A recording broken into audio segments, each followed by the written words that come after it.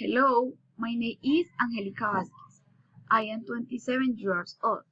I am from Grande. I am a social communicator and journalist and study psychology at UNAM.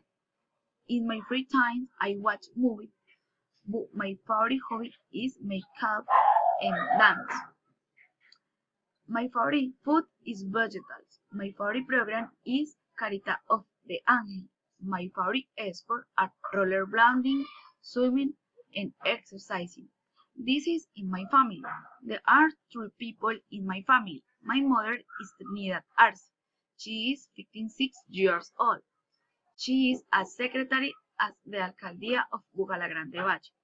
My mother is from Colombia and lives in Grande.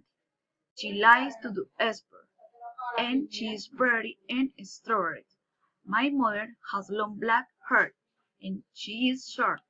She likes to cook a lot and go out shopping. Her favorite music is salsa. She does not like animals or wearing makeup. On her free time, she likes to sleep and read.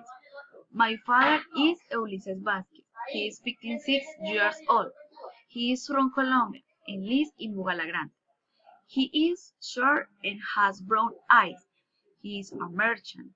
He likes to watch series a lot.